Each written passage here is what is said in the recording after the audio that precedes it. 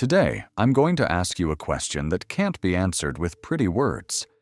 How many times have you been the good person and still ended up feeling small? Not because you lack talent, not because you lack values, but because of something far more humiliating. They read you, they saw you coming, and they understood that with you, it was easy. You gave in out of politeness. You stayed quiet to avoid problems.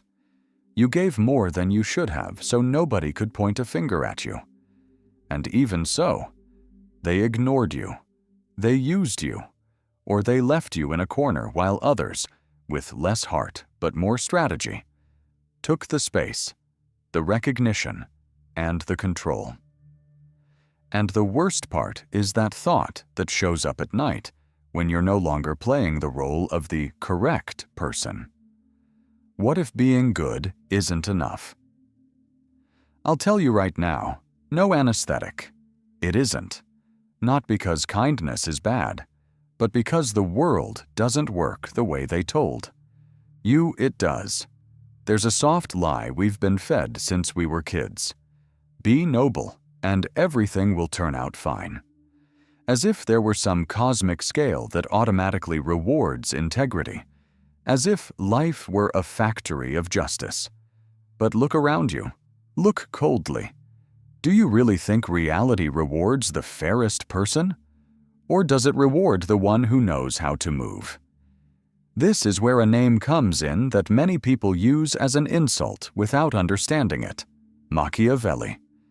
No, Machiavelli isn't asking you to be cruel. He's asking you to be lucid. To stop confusing being good with being vulnerable, to understand one thing that hurts to accept. Human nature can be selfish, changeable, and practical. People don't always hurt you because they're evil. Sometimes they hurt you because they can. Because it benefits them, because there are no consequences. And here's the first psychological hit. If you're predictable, you're manipulable. If you always respond, they interrupt you. If you always help, they demand more. If you always forgive, they repeat the offense. If you're always available, they cheapen you. Kindness without strategy becomes a neon sign that says, "Nothing happens here. It's free." And you'll say, "I don't want to live distrusting." Perfect. It's not about distrusting everyone. It's about stopping trusting by default. Because trusting by default isn't virtue. It's abandonment of yourself. Now think about the people who lead, the people who impose, the people everyone listens to. Are they the nicest? Not always. Are they the smartest? Sometimes not even that. So what do they have? They have perception. And here comes the second lesson. Perception rules more than reality. It's not enough to be competent. You have to look competent. It's not enough to be strong. You have to project strength. It's not enough to have value. You have to transmit it. Because the world doesn't crawl inside your head to see your intentions. The world evaluates you by signals, by your presence, by your tone, by your posture, by your silences, by whether you hesitate, by whether you over-explain, by whether you apologize before you even speak. And I'm going to tell you something that might twist your stomach. Many times they disrespected you not because you weren't worth it, but because, without realizing it, you sent the message that they could. And this isn't blame. This is power. This is noticing how the game actually works. Machiavelli said something that gets repeated a lot and understood terribly.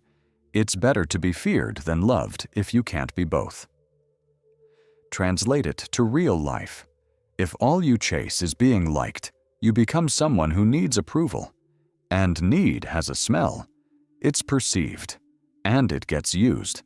But respect appears when there are limits.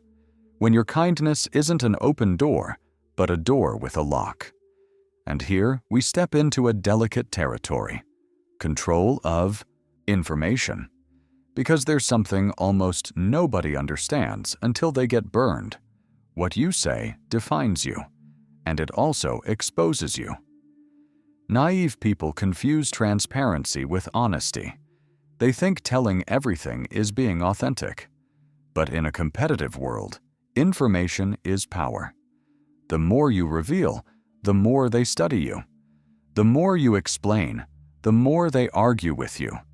The more you justify yourself, the weaker you look. This is pure psychology.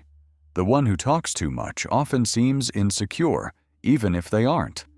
The one who constantly explains themselves sounds like they need permission to exist. That's why silence, when chosen, isn't absence. It's control. Silence creates mystery. Mystery creates attention. Attention creates power. And here's a line I want stuck in your mind. Whoever is always an open book ends up being a book that gets used. Now let's talk about another uncomfortable tool: unpredictability. I don't mean being unstable. I mean not being obvious. If others can always anticipate your reaction, they've got you. If they know guilt will make you fold, you'll fold. If they know they can provoke you and you'll explode, you'll explode. But if they don't know, if they can't read you, they slow down. Uncertainty is a primitive alarm in the human brain. When someone isn't easy to figure out, instinct says, careful. And careful often looks like respect. Now comes another point that hurts even more. Scarcity increases value. Some people don't despise you because you're bad. They despise you because you're too available. Because you're always there. Because you reply instantly. Because you say yes even when you're exhausted. Because you stay even when they treat you badly. And the human brain makes a brutal calculation. What's abundant gets taken for granted. What's scarce gets valued. This isn't romance. It's social biology. If you regulate your presence, you change the game. If you're not always within reach, you force the other person to wonder, what's going on? Am I pushing it too far? Am I going to lose them? And that question is already a form of power. But there's a trap here. Good people are often afraid to disappear. They're afraid that if they step back, they'll be forgotten. And here's the hardest truth. If the only way you're valued is by always being there, then they didn't value you. They consumed you. And now we reach the point that separates those who survive from those who rule their lives. Emotional control. Most people think power is raising your voice, imposing, winning arguments. That's cheap power. Real power is holding your center when they try to pull you out of it. Because whoever gets you to react controls you. They drag you onto their ground. They make you play their game. When you get angry, you become predictable. When you get offended, you become manageable. When you get desperate, you become weak. This is key. Whoever controls your emotions controls your decisions. That's why calm is a weapon, not fake calm for show. Strategic calm, the kind that looks, measures, and decides. And finally, strategic patience. People who lose usually lose because of haste, because of anxiety, because of the need to prove something, because of impulse. The strategist waits, observes, calculates, moves when it's time. They don't shoot when they see movement. They shoot when they have the perfect angle. And here's the final twist. Machiavelli doesn't teach you to be bad.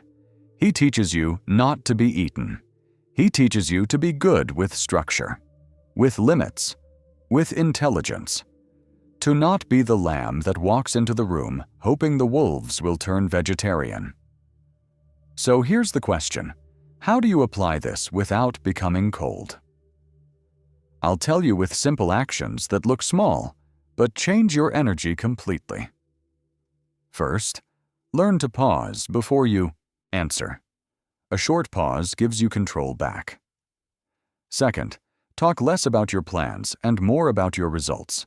People respect what they see, not what you promise. Third, don't over-explain. Say what's necessary and stop. Fourth, regulate your availability, not because you're arrogant, but because your time has value. Fifth, when they provoke you, breathe and choose. Don't give away reactions. If you do this, something unsettling will happen. The world will treat you differently. The ones who used you will get annoyed. The ones who ignored you will start watching. The ones who underestimated you will feel curious. Because when you stop being predictable, you stop being easy. And that's where a truth appears that changes everything. True virtue isn't being passive and good. It's being good and strategic. Because the world doesn't adapt to your morals, the world responds to your strength. And strength doesn't mean cruelty. Strength means boundaries. It means presence. It means your kindness is not permission to step on you. So remember this: don't stop being good, but stop being naive. Make your silence carry weight. Make your calm command. Make your absence be noticed. Make your presence be respected. Because the game isn't won by the purest.